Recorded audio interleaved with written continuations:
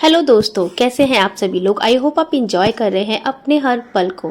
और मैं हेमा सिंह फिर से एक अमेजिंग स्टोरी के साथ। किसी ने क्या कमाल की बात कही है, बुरे समय में अज्ञान की वजह से हम अक्सर दूसरों को गलत समझ लेते हैं।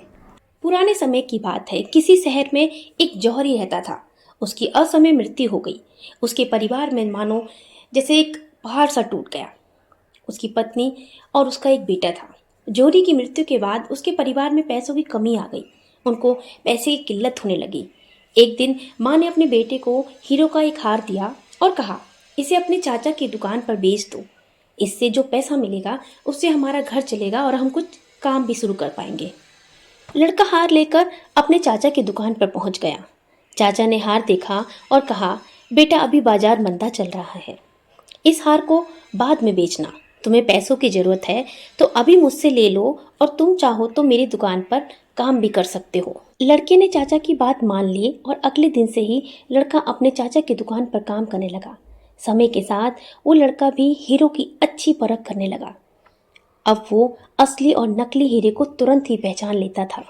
एक दिन उसके चाचा ने कहा, अभी बाजार बहुत अच्छा चल रहा है, तुम अपना हीरो का हार बेच सकते हो।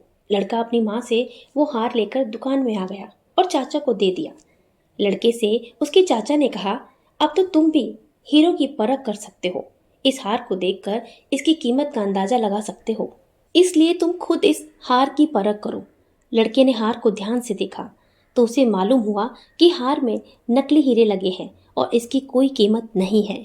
लड़के ने पूरी बात बताई तो चाचा ने कहा, मैं तो शुरू से जानता था कि ये हीरे नकली हैं, लेकिन अगर मैं उस दिन तुम्हें ये बात कहता तो तुम मुझे ही गलत समझते।